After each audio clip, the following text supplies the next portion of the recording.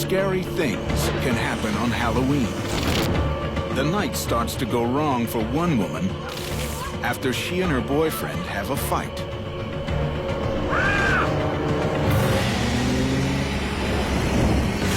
She's so upset, she goes to the hospital for help. But help is not what she finds there.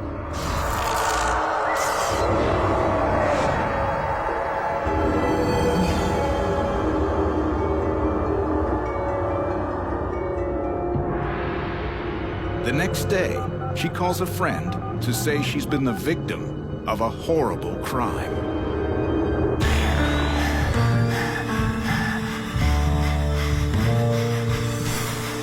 In true crime, investigation and conviction may take years.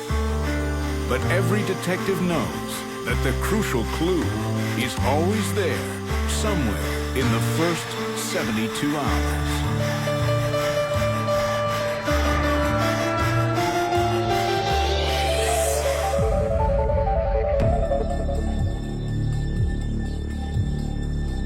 Nothing much ever happens in this small prairie town, but that's about to change.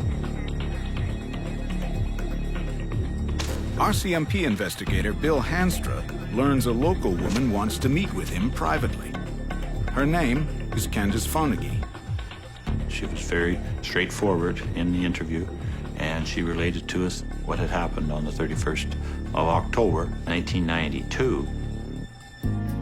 Candace says she's been raped, and she has the evidence to prove it. She tells him she was tired the night before. Working full-time and raising a baby on her own has been wearing her out. When her boyfriend lied to her about seeing another girl, it was more than she could take. We got in a little bit of a scrap. We were kind of like pushing each other around and stuff. And yeah, so while I was working, he said something really ignorant and was taking off in his truck. Chad was with him. They were laughing at me because they got me all pissed off. And I thought, oh shit, like what am I doing? I'm getting so upset here. This isn't right. You know, it's not normal to get this mad. Candace tells Hanstra she decided to go to the local hospital for help. She was yelling and screaming. She was really upset, and she was not calming down at all. She was only getting worse. One of the nurses said, do you want to see the doctor? I said, yeah, and I asked who was on. And she said, it's Dr. John. Dr. John is Dr. John Schneeberger, a South African physician who recently delivered Candace's baby girl. I said, I'm so mad at Danny that I feel like I could kill him. He told me he was going to give me something to calm me down.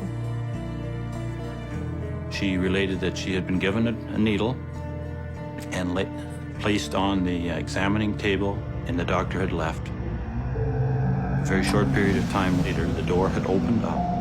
A person had come in. She told us the drug that she'd been given, she couldn't move at all, her body, her limbs, or anything like that. It was like being stuck, like wrapped up in a whole bunch of rope, and you can't do anything about it. Next thing I remember, I felt my pants were being shrugged down my body. And then he was having intercourse with me. Candace tells Hanstra that when the drugs wore off, she rolled over in time to see Dr. Schneeberger leaving the room.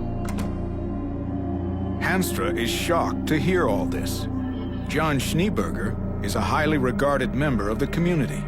He had quite a large patient list, and he was well respected and thought to be a very nice doctor in town. But Candace has brought something with her that she says will prove the doctor's guilt. In the morning, she went home and she said she took off her panties and put them in a bag. And she'd taken them off for any possible semen samples. Part of me knew what had really happened, but the other part was trying to tell me, no, this isn't for real. This is not real. It didn't happen. Detective Hanstra tells Candace he will investigate her allegation and have the lab analyze her clothing for DNA evidence. Before he confronts Dr. Schneeberger, Hanstra wants to check out Candace's story. We went over to the hospital, see if there's anything there that would be of benefit for the investigation. Who had seen what and who was at the hospital. A nurse confirms Candace was at the hospital that night and that Dr. Schneeberger gave her a sedative and went home once his shift was over. We established there was about 20 minutes where this could have happened. At the time, there was one other male person visiting at the hospital, and his wife had just had a child. The new father tells Hanstra he saw nothing suspicious. He was in the delivery room with his wife. And he could not have been responsible because he was with his wife the whole time.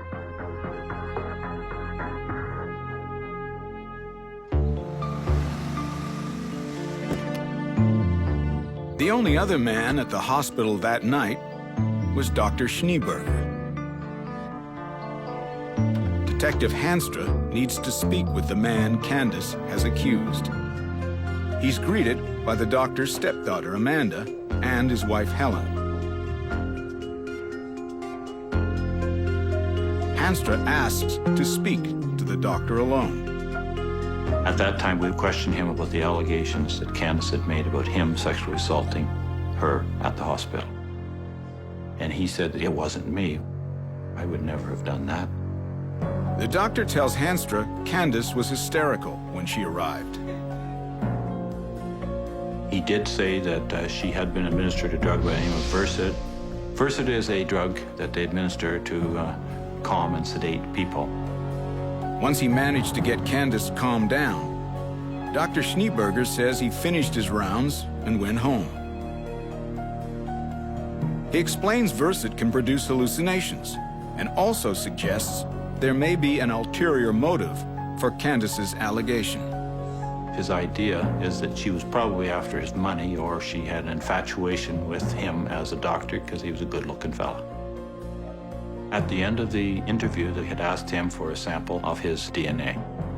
Dr. Schneeberger tells Hanstra to name a time and place. He wants to clear everything up before anyone else in the community gets wind of the accusation. 72 hours into the investigation, it's Candace's word against Dr. Schneeberger's. But Detective Hanstra knows the doctor's blood sample will reveal which of them is telling the truth. DNA never lies.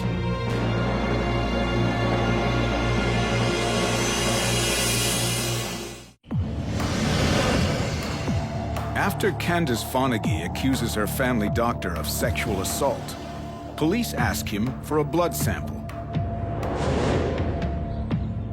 Candace is certain the blood test results will prove Dr. Schneeberger's guilt.